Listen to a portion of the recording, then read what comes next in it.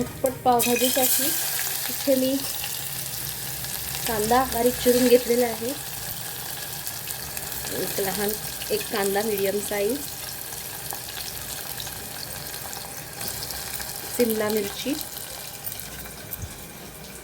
Tomato 2 लहान चिरलेले आहेत, एक बटाटा, एक गाजर आणि इथे मटार आहे, फ्रेश मटार आणि इथे फ्लॉवर उकळून घेतलेला आहे. तर अशी झटपट कुकरमध्ये पावभाजी करतोय. आलं लसूण घालते तर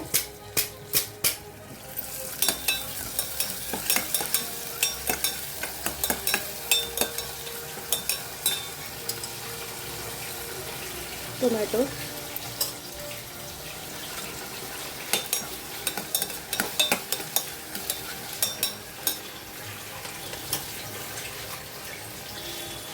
थोडी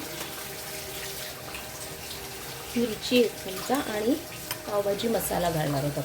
छान रंग यावा म्हणून मी इथे काश्मीरी मिरची 1 चमचा घातलेली आहे. म्हणजे सगळी भाजी मॅश केल्यानंतर आपण परत बटरमध्ये पावभाजी मसाला घालून त्याचा तडका देऊ शकतो. किंवा आता इथेच मी 1 चमचा बटर पण घालते आणि पावभाजी मसाला घालते.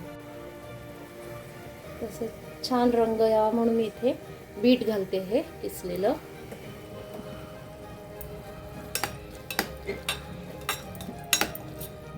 हिवाळ्यात आवर्जून ही भाजी करते कारण की मुलांचा कंटाळा असतो भाज्या खायला, पण ही भाजी मात्र अगदी सगळे आवडीने खातात. त्याच्यात गाजर, बटाटे चिरलेले,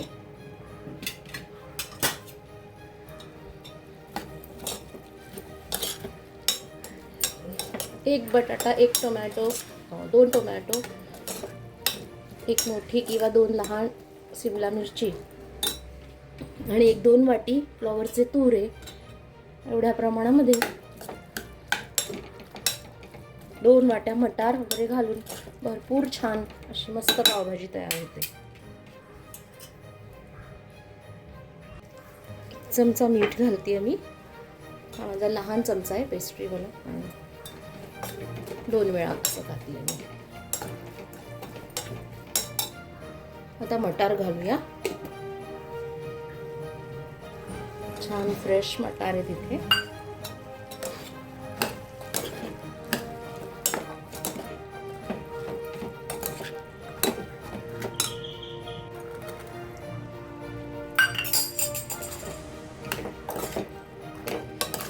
हा सगळा मसाला ही फोडणी छान या सगळ्या भाज्यांना चव येते त्याच्याने.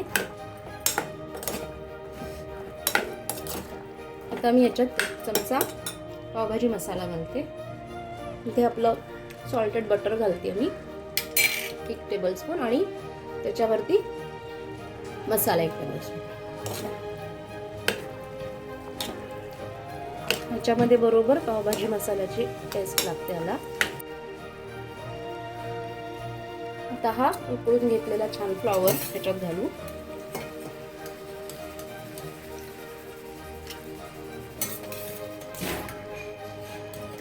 आणि मग 2 शिट्ट्या या कुकरमध्ये बस होतात.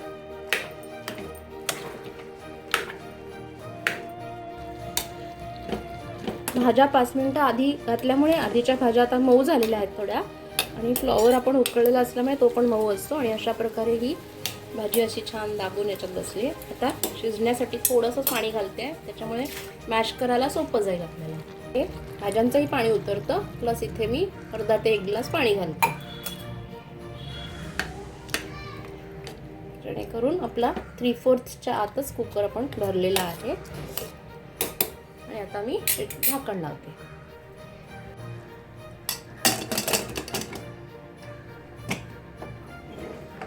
आता आपण 2 शिट्ट्या झाल्यावरती गॅस बंद करूया. मीडियमवरती 2 शिट्ट्या, 2 ते मॅक्स 3 शिट्ट्यांमध्ये पावभाजी आपली तयार होते. नंतर आपल्याला मॅश करायचं आणि परत थोडंसं बटर आणि मसाला घालून तुम्ही कोथिंबीर वगैरेने गार्निश करू शकता.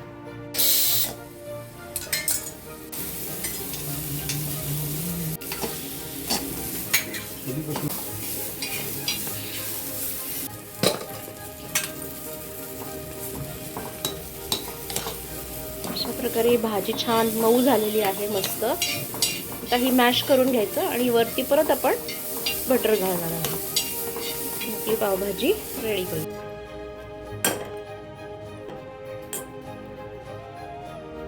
परत याच्यात एक मसाला घालायचा आहे. हा आवडीनुसार तुम्ही बटरचं प्रमाण इथे कमी जास्त करू शकता. मी परत डिशमध्ये पुन्हा बटर देणार आहे म्हणून मी आता इथे थोडंसं घातलेलं आहे, सो दॅट आपण पावभाजी घेणार तेव्हा डिशमध्ये पुन्हा घालू शकतो.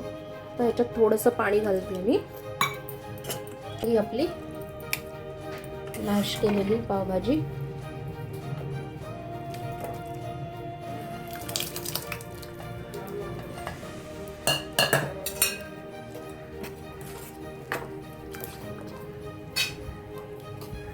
अशा प्रकारे आपली पावभाजी आता तयार आहे.